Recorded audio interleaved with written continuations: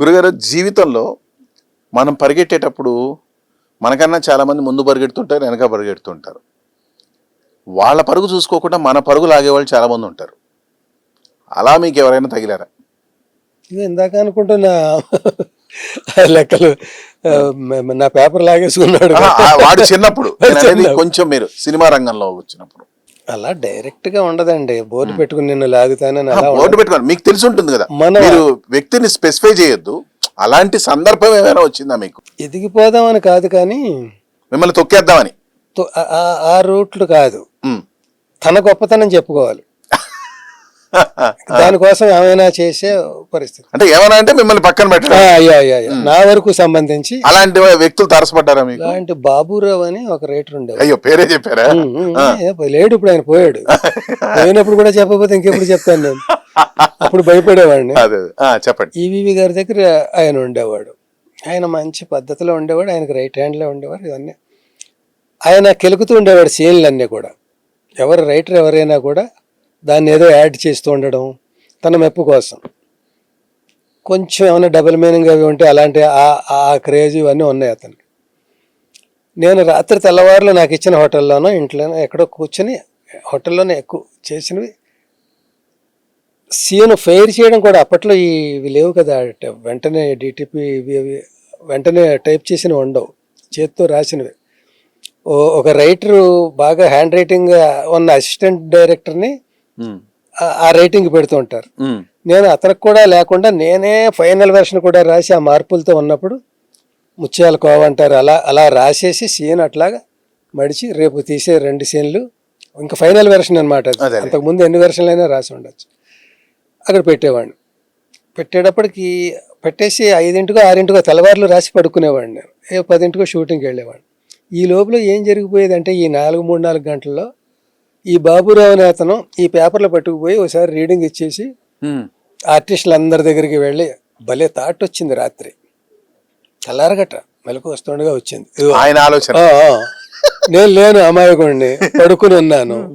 ఈయనేమో ఈ ఆర్టిస్టులు కమెడియన్స్ అందరూ, ఈవీ గారి సినిమా అంటే కమెడియన్లు ఇది కదా, వాళ్ళందరి దగ్గరికి వెళ్ళి ఎవరెవరికి ఏం గొప్పగా రాసేసాడో ఇవన్నీ చెప్పుకొని వాళ్ళు నిజమే అనుకునేవారు. అంటే అతను జీరో కాదు, మళ్ళీ జీరో అయితే తెలిసిపోతాడు కదా, కొంత టాలెంట్ ఉంది. అది నన్ను డామినేట్ చేసే తెలివితేటలు అనమాట.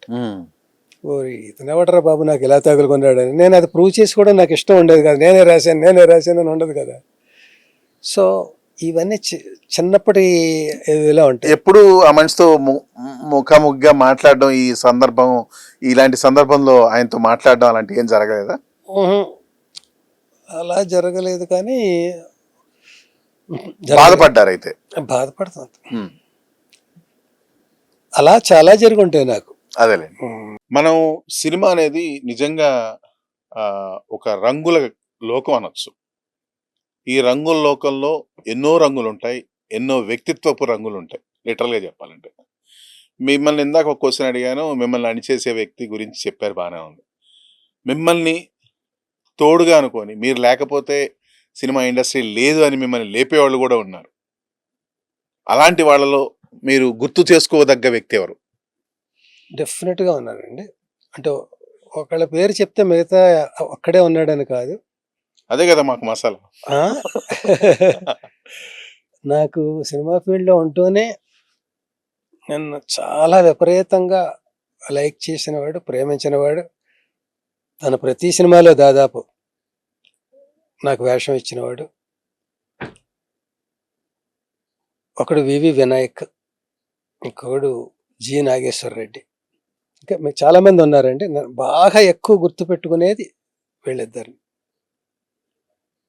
వివి వినాయక్ విషయానికి వస్తే నేను అప్పటికి రైటర్ని. ఇంకా మద్రాసు నుంచి ఇండస్ట్రీ ఇక్కడికి వచ్చింది 94లో, 95లో వచ్చింది. నేను 94లోనే ఓ ఏడాది ముందు వచ్చేసాను. ఇక్కడికి వచ్చాక యాక్చువల్గా హిట్లర్ రాశాను. అయితే అప్పుడు నేను రైటర్ని. ఈ వివి వినాయక్ కో డైరెక్టర్గా ఉండేవాడు. సాగర్ గారు అనే డైరెక్టర్, ఆయన దగ్గర ఒక 4 సినిమాలకు నేను రైటర్ని, అతను కో డైరెక్టర్. సాగర్ గారు ఎలాంటి మనిషి అంటే స్క్రిప్ట్ మొత్తం బైండ్ స్క్రిప్ట్ ఆయనకి ఇచ్చేసిన చదవడు ఆయన. రేపటి సీన్లు ఏంటి కథ ముందు డైజెస్ట్ చేసేసుకుంటాడు డిస్కషన్స్లో. షూటింగ్ పార్ట్కి వచ్చేటప్పటికి నాకు అదంతా చెప్పొద్దు, నేను ఇంతే బ్రెయిన్ నాదని ఏదో ఆయన జోక్గా చెప్తుండేవాడు. ఎక్కువ లోడ్ చేయొద్దు నన్ను, రేపటి సీన్లు ఏంటి ఆ సీన్లు ఏవి. అందుకని ఇతనికి కూడా ఆయనతో ఈక్వల్గా గ్రిప్ ఉండేది స్క్రిప్ట్. ఇంకా ఇన్ అదర్ వర్డ్స్ ఇంకొంచెం ఎక్కువ ఉండేది కో డైరెక్టర్ కాబట్టి. అతను డ్యూటీ ఏంటంటే పగలంతా షూటింగ్లో ఉండాలి. అతను అందరూ వినయ్ వినయ్ వినయ్ అని నామ స్మరణ చేస్తుండేవారు అందరూ ఆర్టిస్టులు, అన్ని డిపార్ట్మెంట్లు. అతను పగలంతా అక్కడ ఉండాలి, రాత్రి నా దగ్గరకు వచ్చేవాలి. కూర్చుని రేపటి 2 సీన్లు 3 సీన్లు అవి రాయించి వెళ్ళాలి. రఫ్గా ఏమైనా రాసి ఉండొచ్చు కానీ మేము ఫైనలైజ్ చేసుకోవాలి. రేపటి సీన్లు ఇవ్వండి, మన 120 సీన్లు రేపటి 2, 3 సీన్లు. అది నన్ను రాయించుకు రమ్మని ఆయన పంపేవాడు. 2 సీన్లు అంటే చెరో గంట అనుకుని 8కు ఎంతకు వెళ్తే 10కి వెళ్ళిపోయేలాగా మళ్ళీ మర్నాడు షూటింగ్ అటెండ్ అవ్వాలి. నన్ను రాత్రి పంపేవాడు ఆయన.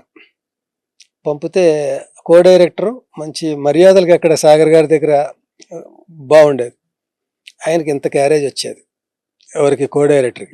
నేను రైటర్ కాబట్టి ఇంటికి క్యారేజ్ వచ్చేది కాదు. అంటే హోమ్ ఫుడ్ ప్రిఫర్ చేస్తాను తప్ప అక్కడి నుంచి తెప్పించుకోం కదా, ఫ్యామిలీ కదా.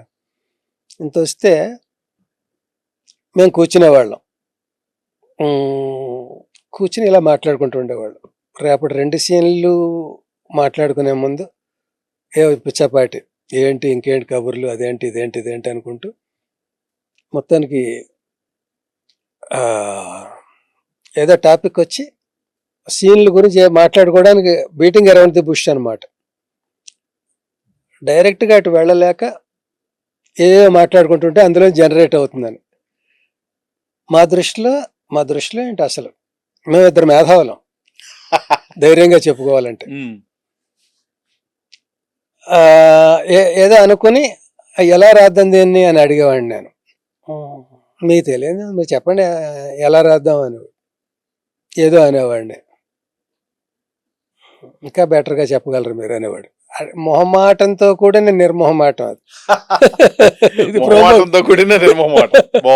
ఇది అయితే ఏదో చెప్పేవాడిని, అతను ఏదో చెప్పేవాడు. నాకు అది నచ్చకపోతే అనేవాడిని, నాది నువ్వు బాగోలేదు అన్నావు కనుక నీది బాగోలేదు అంటలేదు నేను, నువ్వు కూడా ఇంకా బాగా చెప్పగలవు అనేవాడిని. ఇలా ఇలా ఇద్దరు డిస్కషన్ అనమాట. కాసేపు అసలు బాగా రావట్లేదు ఏంటి అనుకుని, ఒకసారేమో డిసప్పాయింట్మెంట్, ఏంటి ఇది 2 మేధావులు అవసరం, దీనికి ఒకడే ఎక్కువ, ఇంత సీన్ ఇది అనుకుని. మా ఈవి గారు ఒక కాంటెస్ట్లో అనేవాడు, సినిమాలో చిన్న షాట్ కూడా, కార్ పాసింగ్ షాట్ కూడా వేస్ట్గా ఉండకూడదు, ఏదో చూపించాలి, ఏదో తమాషా అందులో, ఏదో స్పెషాలిటీ ఆ సీన్, లేకపోతే ఎందుకు దానికి నెంబర్ ఇవ్వడం షార్ట్, అది ఎందుకు అలా. అది నాకు బాగా నచ్చిన మాట. అలాగా ఇంత చిన్న సీనా పెద్ద సీనా కాదు, దీని వాల్యూ దీనికి ఉండాలి. దీని డైలాగ్ 10 మంది ఆర్టిస్టులు బుక్ చేశారు, 10 మంది కామెడియన్ని, వాళ్ళకి ఒక్కొక్కరికి లక్షల్లో ఇస్తారు డబ్బులు. ఆ ఇచ్చేవాడికి ఒకడికి డైలాగ్ లేదనుకోండి, పెద్ద సీన్ కదా అందరూ మాట్లాడకూడదని. మరి ఆ రైటర్ ఆ ఆర్టిస్ట్ ఏమనుకుంటాడు, నాకు రాయలేదు, అతను రాస్తే తెలిసి ఉండేది, పైగా ఆ రైటర్ నాకు నచ్చడు, ఇలాంటివి వస్తాయి. అందుకని ఉన్న దాంట్లోనే ఎవరు మెయిన్ దృష్టిలో పెట్టుకుని అందరినీ సాటిస్ఫై చేస్తూ హైలైట్ చేయాలి, అది డైలాగ్ రైటర్ బాధ్యత. అలా రాయడంలో అలా మొత్తానికి ఇద్దరు అలా చేసేవాడు. ఈ మధ్యలో చిన్న బ్రేక్ ఇచ్చేవాళ్ళం భోజనం దగ్గర. మా ఇంట్లో ఏదో ఓ పచ్చడి ఉంటే పచ్చడి, కూర ఉంటే కూర, అది తినేవాడు అతను. ఈ క్యారేజ్ ఇలాగే ఉండేది, పొద్దున 20 గిన్నెలు 15 గిన్నెలు లేదు. ఏంటంటే ఫుడ్ అండి, ప్రొడక్షన్ ఫుడ్ ఎందుకు, హోమ్ ఫుడ్ మాగే కూడా బాగుంటుంది అన్నట్టు. అలా అలా అలా అలా అలా గడిపేవాడి మేము. తర్వాత అతను యాక్టర్, ఎందుకే నువ్వు కో డైరెక్టర్ ఏంటి, తొందరగా డైరెక్టర్ అయిపోవచ్చు కదా, నన్ను మంచి వేషాలు ఇవ్వచ్చు నాకు అని. ఏదో ఇంకా యాక్టర్ అవ్వలేదు నేను అప్పటికి. మేము రాసిన సినిమాలో వేసాను చిన్న చిన్న వేషాలు. సో ఆయన బాగా మీకు బాగా అంటే బాగా. అలాగా తన ప్రతి సినిమాలో నాకు మంచి వేషాలు ఇచ్చాడు అతను. ఆది అనే సినిమాలో గుడ్ మార్నింగ్ అనేది ఇలా మొదలుపెట్టి, మొదటి సినిమాలో అన్ని సినిమాల్లో నాకు వేషం కంపల్సరీ. అలాగే జి నాగేశ్వర రెడ్డి అని 16th ఫస్ట్ ఫిల్మ్ అతను, ప్రతి సినిమాలో నేను కంపల్సరీ. మహా అయితే అతను చేసిన సినిమాల్లో రెండో ఎన్నిట్లో వేరే కారణాల వల్ల నేను లేను. అన్ని సినిమాల్లో నాకు వేషం మామూలు వేషం కాదు అది. ఇచ్చిన వేషం ఇవ్వకుండా వెరైటీ వేషాలు. వాళ్ళిద్దరిని స్మరించుకోవడం, మనసు విప్పి మాట్లాడుకోవడం అవుతుంది. మిగతా చాలామంది ఉన్నారండి. ఒక కానీ వీళ్ళిద్దరు ప్రముఖులు. చూజింగ్ 2 పర్సన్స్ అంటే వీళ్ళు.